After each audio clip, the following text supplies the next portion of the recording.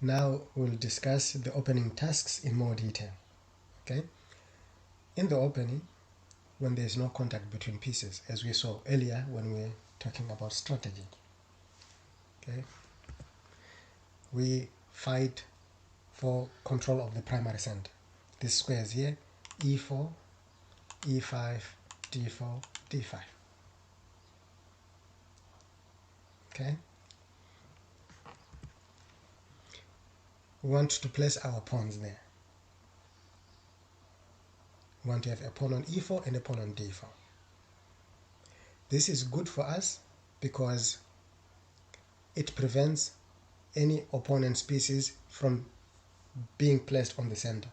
Because earlier we saw that any piece, if it is placed on one of these four squares, it is at its most active. So we want to place our pawns there and prevent the opponent's pieces from placing their pieces there. Plus we want to take control of the primary center, expand to the secondary center, and all the way through until we take control of the whole board. So we start from the center. Okay.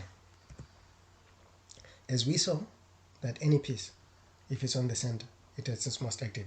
Look at the queen, 27 squares. Look at the rook, 14 squares. The bishop, 13 squares. The knight, 8 squares on the primary center. Compared on the corner of the board, just 2. Okay. So the first way is having 2 pawns in the center. We can fight for the center, these 4 squares, by having a knight on c3 and another knight on f3, like this. It's f3 and c3. So these knights, because they move 1, 2, 10, and 1, 2, 10. This one, 1, 2, 10. This one, 1, 2, 10. So they are also contesting these central squares. Any opponent's piece lands here, they can capture. So that's the second way. This is called short range possession of the center. The third way of fighting for the center is long range possession of the center. This takes longer. You'd have to move the pawn, then the bishop, pawn, then bishop, to have full control of squares in the center. So it takes too many moves. It takes time. The opponent is doing something. Okay? So this is called the long range possession of the center. The best, however, is the ideal center. The actual possession of the center, or the ideal center. It prevents the opponent's pieces from being placed there. And also, if we move pawn to d4, we open for the bishop and for the queen. When we move pawn to e4, we open for the queen and the kingside bishop. So it has this added advantage. We fight for the center and we open up for our pieces for them to be developed. That is why, in order to prevent white from having 2 pawns in the center, e4 and d4, after pawn to e4, black will play pawn to e5 to prevent white from having 2 pawns in the center. Or, after pawn to e4, they'll play pawn to c5. Now they are saying, if this is the centralmost part of the board, giving up a c pawn for a d pawn is actually a slight advantage, because I'm giving a pawn which is, this one is right in the center, this one not so much. So I'll have more pawns in the center as the game progresses. So then they'll likely be able to control the center. They'll be able to put pawns which prevent your pieces to be placed in the center. That's the other idea of it. Or after pawn to d4, black can respond with pawn to d5 and prevent pawn to e4. Prevent white from having 2 pawns in the center. Another way is to play knight to f6. And these defenses are called Indian defenses. After pawn to d4, black plays 1, 2, 10, knight to f6. Knights are the only pieces that can jump over other pieces. Knight to f6 with the idea attacking 1, 2, 10. So if e4 comes, the knight can take. Okay? Once a player, white can no longer have a pawn on e4 and d4 in the opening, say one of the 2 pawns have been captured, then you start focusing on the secondary center. Okay. while still fighting for control of the primary center. Okay. Another idea, okay, we still want to fight for e4 and d4. Another idea that black can adopt is to surrender the center and then fight against the center, like this. In the French defense, they let white have a pawn on e4 and a pawn on d4, and then they fight against that setup. Or the Caro-Kann defense. Again, white has e4 and d4, and then black initiates contact. Okay, so yeah, an idea to gain an advantage is to advance pawn to e5. Once you advance this pawn on the king side, it means you've got a space advantage on the king side. What this means then is that you can bring more pieces to this part of the board than black can. Okay, so if play is only focused on this side, because you'll have more attackers than defenders, you'll be able to win. So what you want is to make sure that play happens on this side. And black also understands this idea, so they will force play on the other wing. Okay? This, we've got an example of an elite game that was played between Grandmasters Fabiano Caruana and Grandmaster Alireza Firouzja, who were number 2 and number 3 in the world when the game was played. So let's go and see the game and the idea in a real game. Yeah. Alright, so here is a game that was played between Grandmaster Fabiano Caruana versus Grandmaster Alireza Firouzja. So this game is to demonstrate that strategic idea where black surrenders the center and then fights against the center. So white's way to gain an advantage is to advance with pawn to e5 and gain a space advantage on the king side. Okay. So first we have to identify which phase of the game are we in. We are in the opening, and there are 4 tasks, which are fighting for the primary center, developing pieces, castling, and connecting rooks. So what has been done in the game? Okay, so this is the primary center that we're fighting for. We want to place 2 pawns in the center, and then black has let us place e4 and d4, and now they're fighting against this ideal center setup. So this is how it came about. Pawn to e4, pawn to c6, pawn to d4. Now we've got 2 pawns in the center, pawn to d5. Now it is white to play and they advance. Okay, having a space advantage. So what would have happened is, if they had captured instead of advancing, if they had captured like this, opponent black would have captured back, and this doesn't offer much of an advantage. So they chose to advance and have a space advantage on the king side. Now in advancing, they know they can have more attackers on the king side than black can bring. So they'll want play to be focused on the king side. Black, in order to survive, will have to create play on the queen side. If black just plays along and plays on the king side, black will be destroyed because white will have more attackers than defenders, more material, a superior force. So we come back to the game.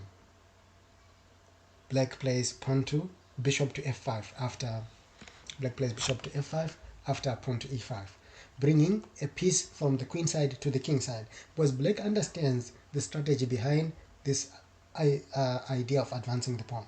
So black wants to have more pieces on the king side as well. Okay. Black does not play pawn to e6 after e5, because remember, they would have a bad bishop. Remember when we were talking about bad bishop in the opening? Yeah. Black would have a bad bishop. So they play bishop first, then they would close. Okay, now white plays pawn to h4. What is the idea with pawn to h4? Okay, black plays pawn to h5 after pawn to h4. Because if they play a natural move of pawn to e6, opening up for the bishop, this bishop will be trapped because of pawn to g4.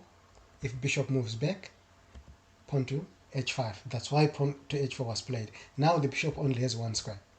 Pawn to e4, and after f3 the bishop is trapped. That's the trick with the h4 pawn. Okay, so that's why after h4 black played h5. Plus h4 just gains more space on the king side, because white knows they've got a space advantage on the king side. Okay, now white plays bishop to d3. Black wants to bring more pieces from the queen side to the king side. White says, okay, I will bring more pieces to the king side anyway. So any pieces that you're bringing to reinforce that sector of the board, I will exchange. So white plays bishop to d3, offering an exchange of bishops.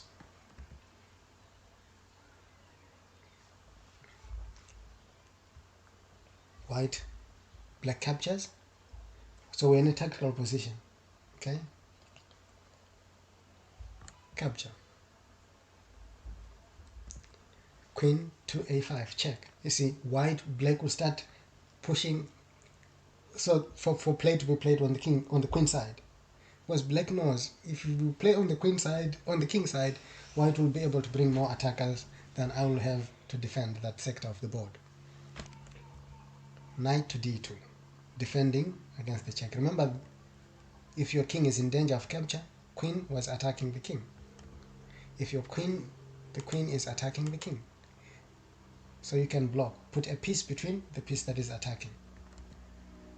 Knight d2. Pawn to e6, now opening up for this bishop.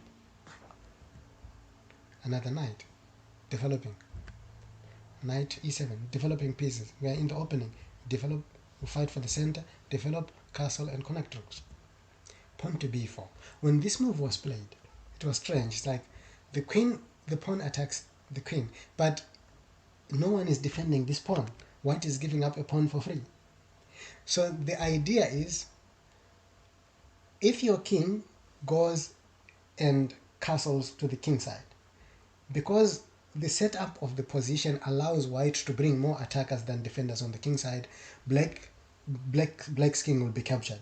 So the only safe side where the black king can hide is the queen side. So if after b4 you capture queen take pawn, then rook to b1, defended by the knight, attacking the b file. Wherever the queen moves to, it cannot move to d6, it cannot defend this b7 pawn. Rook will, after the queen moves out of danger, this rook will capture this pawn, and the king will not have a place to go and be safe. So queen a6, instead offering an exchange of queens. If they exchange more pieces, then that idea of attacking a castled king on the king side will not work. So white avoids an exchange of queens. Knight to f5, opening up for the bishop on f8. Knight to f3, bringing pieces to the king side. This knight that was on the queen side is now brought to the king side. Bishop influencing play on the king side. This knight will also influence play on the king side. And black will only have 1, 2 defenders at the moment if they castle. So they'll be overrun. Knight to d7, just developing pieces. Pawn to a4, gaining space on the queen side. Queen to c4, offering an exchange. Now, if white tries to avoid this exchange, this pawn will fall, because the queen and the bishop are also putting pressure on this pawn.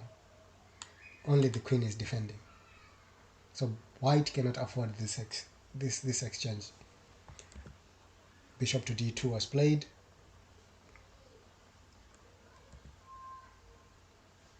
Strategically, it's a developing move. Queen take queen and pawn take queen. Now we're in the endgame. Material equivalent to a queen has been exchanged. But the idea was, after e5, white will play on the king side and black focuses on creating play on the queen side. That's how advancing the e5 pawn impacts on strategy in the opening. Okay, while still in the center, black can also surrender the center in this fashion. like in the modern defense or in the King's Indian, like this, the King's Indian. After the pawn advances to d5, then white will have a space advantage on the queen side. The similar strategy that we saw in the previous game, now it's being used on the queen side. Now white has a space on the queen side, so it means they can bring more pieces on the queen side than black can bring to defend. So black will focus on creating play on the king side, and white will focus on creating play on the queen side. Both sides know that if they can neutralize the opponent's play on that wing that they are on, then they'll have an advantage and easier game. Okay, for example, we see a game that was played between two former world champions, Grandmaster Vladimir Kramnik versus Grandmaster Garry Kasparov. Alright, in this example, we see white advancing with the pawn d5 and gaining space on the queen side. Okay, first of all, we have to identify which phase of the game we are in, and we'll realize we are in the opening phase. And in the opening, we fight for the primary center, we develop pieces, we castle, and we connect rooks. In this game, in the central fight, in the fight for the primary center, black surrenders the center, playing the King's Indian, and white established 2 pawns in the center, a pawn on e4 and a pawn on d4. Then black played pawn to e5 and started fighting against the center, and we arrive at this position after white's move d4 to d5, attacking the knight. So white has a space advantage on the queen side, and black will try to create play on the king side. So we catch up with the action after black's move knight to e7. This knight that was attacked on c6 moved to e7. And strategically, we know white has a space advantage on the queen side, and they will focus their play on the queen side, and black will play on the king side in order to try and create play on the king side to take white's attention or focus from the queen side to the king side. Alright, white plays pawn to b4, advancing another pawn and gaining more space, with the idea of advancing maybe pawn to c5. Black plays knight to h5, with the idea of playing knight to f4 and attacking this bishop. Okay, if this knight is played on f4 and this bishop captures the knight, then this pawn captures the knight and opens up the long diagonal for the bishop. So how does white deal with the threat of this knight on its most forward square? White plays rook to e1, with the idea after knight to f4, they'll just move the bishop out of danger. Knight to f4, bishop to f1. As you see, black is focusing on creating play on the king side to take away white's focus from the queen side. Pawn to a5. Now black plays on the queen side. The idea is to disrupt these pawns so they stop defending each other. Bishop, pawn take pawn, because defending this pawn with the a pawn is impossible. It does not help white. After pawn take pawn, this pawn cannot take back because the rook will capture the white rook. So white has to capture, pawn take pawn, and rook captures. Knight to d2, with the idea threatening knight to b3.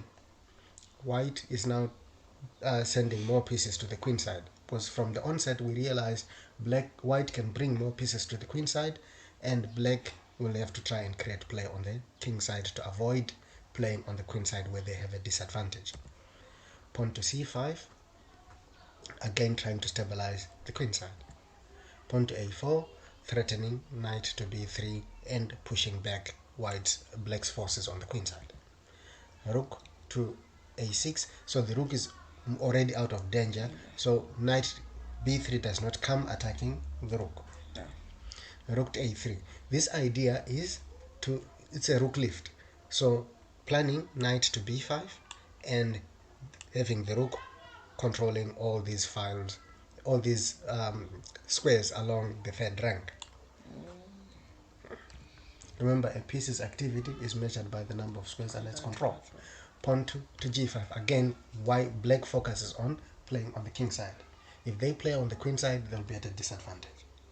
So we clearly see the idea of a space advantage on the queen side in this game, which was played in 1997 between former world champions Vladimir Kramnik against Garry Kasparov in Novgorod. So in the opening, as well as fighting for the center, the primary center, players must also develop their pieces. Okay, these minor pieces, bishops and knights.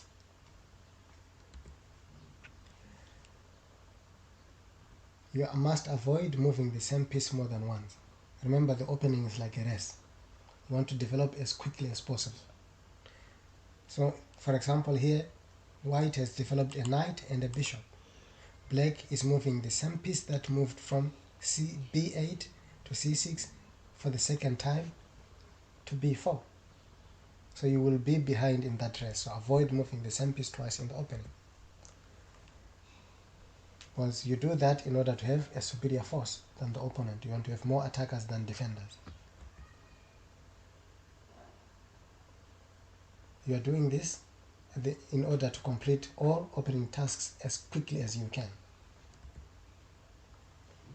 Also, you must make only pawn moves that enable the development of pieces. Avoid a pawn move like h3 here. It does not help develop pieces. Okay. In the opening, remember, you're fighting for the for control of the primary center. You develop pieces, you castle, and you connect your rooks.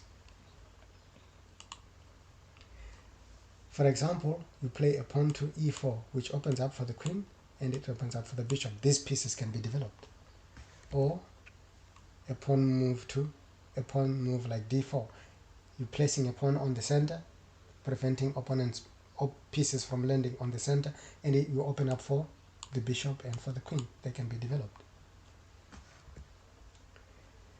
So you advance these pawns on the central square. On the central square is the ideal center, primary center. Also, you develop knights before bishops. It is recommended in the opening to develop knights before bishops, like in this position. Why do we do this? Knights are slow.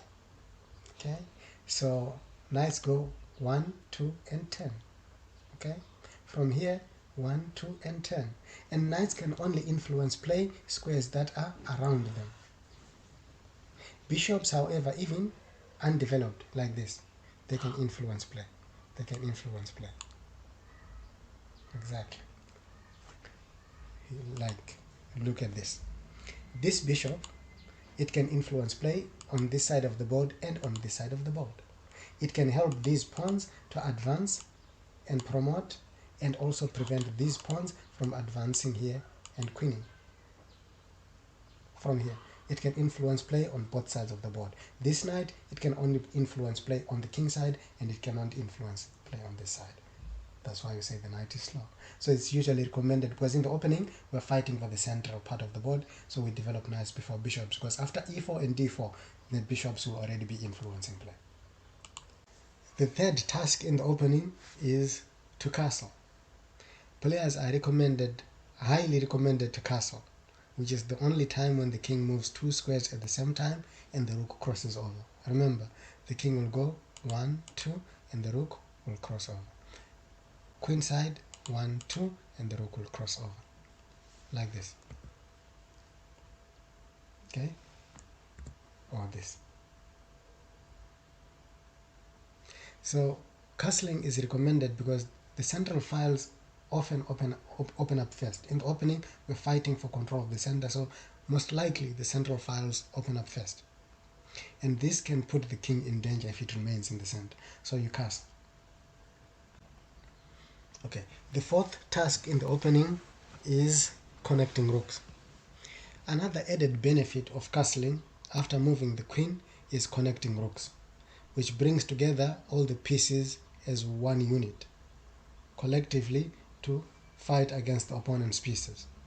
Now that you've completed all the opening tasks, you've placed your pawns on the center, 1, 2, developed minor pieces, castled, and moved the queen to connect rooks. Now all the pieces are ready to face the opponent.